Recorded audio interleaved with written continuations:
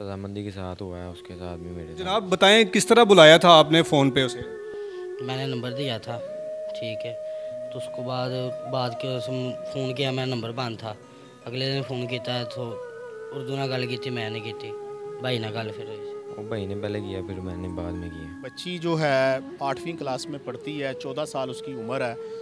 तो इसमें वो जो एक लड़का है, आपने उसका इंटरव्यू किया है, जो समोसे बेचता है, ये स्कूल के बाहर उनके समोसे वगैरह सेल करता है। इसने उसके लड़की के घर गया है, पहले पीछा वगैरह भी उसका करता है, उसके घर गया, वहाँ जाके इसको कॉल की है, बुलाया है, उसको कहा है कि मैं आपकी फ्रेंड का भाई हूँ, तो हमारे घर इवेंट है, तो मैं आपको लेने के। किसने बुलाया था उस लड़की को? भाई से बात हुई थी सारी लड़के की। अच्छा, क्या बात हुई थी, कैसे बुलाया था? कहती छलाड़े लेके देने हैं लाहौर से, मुझे मार रोड से। अच्छा, तो फिर उसके बाद आप कहाँ लेके गए? बत्ती चौंक आई है वो खुद ही, ये भाई बिठा के लेके आया। अस्सलाम वालेकुम, मैं हूं एडी मलक और आप देख रहे हैं एडी मलक ऑफिशियल। नाज़रीन, मैं इस वक्त शेखोपुरा थाना बी डिवीज़न में मौजूद हूं, जहां थाना बी डिवीज़न की हदूद में एक ज़्यादती का वाक़या पेश आता है। एक 13-14 साला बच्ची को झूठी कॉल करके नामालूम मुल्ज़मान उसे बुलाते हैं, फिर उसे नामालूम मुकाम पर ले जाकर उसे अपनी हवस का निशाना बनाते हैं। ये सारा वाक़या है क्या? मुल्ज़मान पुलिस की गिरफ्त में आ चुके हैं। जानते हैं मुल्ज़मान से भी और पुलिस के आला अफसरान से। जी तो नाज़रीन, मेरे साथ वो तीनों मुल्ज़मान मौजूद हैं जिन्होंने एक लड़की को झूठी फ़ोन कॉल पर बुलाया और फिर नामालूम मुकाम पर ले जाकर उसे दरिंदगी का निशाना बनाया। तो इनसे जानते हैं कि ये सारी कहानी क्या है और लड़की को कैसे इन लोगों ने अपने जाल में फंसाया। क्या नाम है तुम्हारा? मोहसिन। ऊंची बोलो, क्या नाम है? मोहसिन। तुम्हारा क्या नाम है? अकबर। तुम्हारा क्या नाम? शुएब। क्या करते हो? थर्ड क्लास जाता। क्या? थर्ड क्लास जाता। तो लड़की को किसने बुलाया था फ़ोन करके? बात इनसे हुई है, सेंटर वाले से। जनाब बताएं किस तरह बुलाया था आपने फ़ोन पे उसे? मैंने नंबर दिया था, ठीक है। तो उसको बाद के फ़ोन किया, मैं नंबर बंद था। अगले दिन फ़ोन किया तो उर्दू ना गल की, मैंने की भाई ना गल। बात उसकी तुम्हारे साथ चलती थी? एक दिन नंबर दिया था, दूसरे दिन उसने कॉल की थी। आपको कॉल की थी? जी। तो मैं ये दोनों कहाँ से बीच में आ गए? ये मेरे साथ थे। तो फिर उस दिन भी आप ही साथ थे? उस दिन किसने बुलाया था उस लड़की को?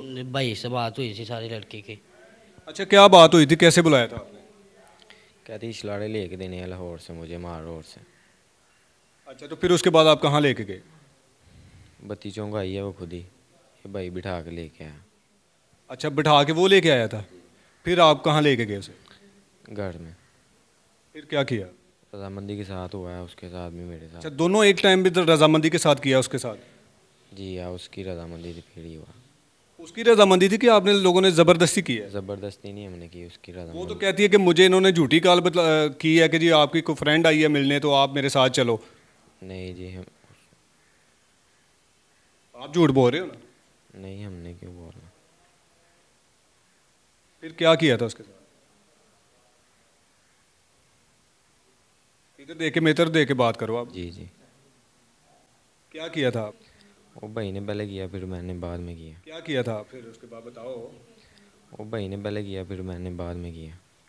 हाँ जी, तो जनाब आपने क्या? कुछ नहीं, उन्होंने रजामंदी ने किया। उस तो बाद है ऊपर देख के बात करो ना। बाहर टोर की करो। दोनों के साथ रजामंदी? जी। वो कोई 2 नंबर लड़की थी? आपकी भी कोई है बहन? है? अगर उसके साथ कोई रजामंदी के साथ आपके इन तीनों दोस्तों में से कोई करे तो फिर आपको कैसा लगेगा? आपसे पूछ रहा हूं। अच्छा, मुझे बताओ कि सजा क्या होनी चाहिए तुम्हारी?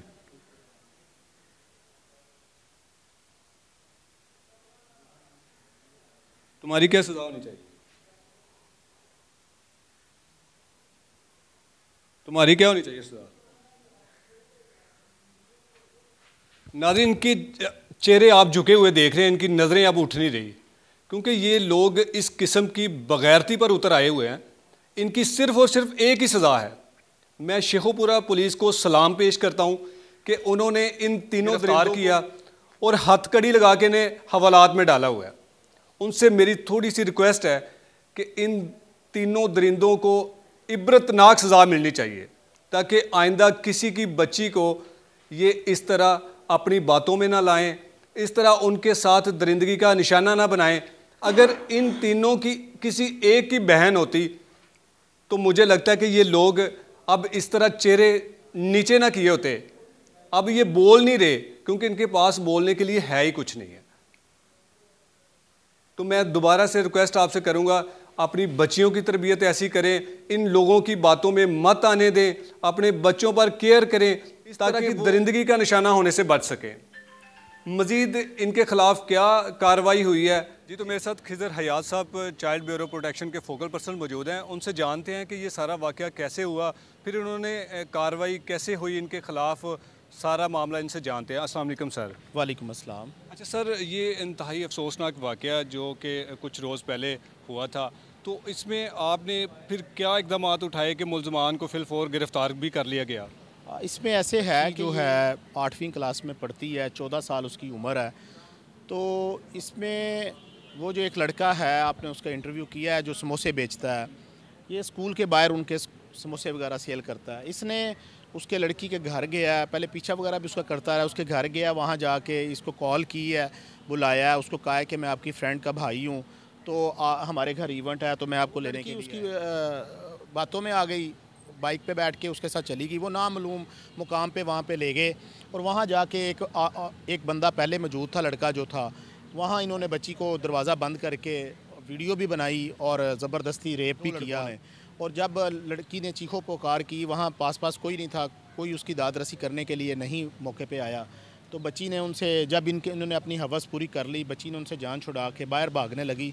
तो एक जो जिसको छोड़ के गया था, वो छोड़ के चला गया था, वो जब वो वापस आया, उसने भी कोशिश की, तो लड़की ने उससे धक्के दे के तो बाहर चली गई।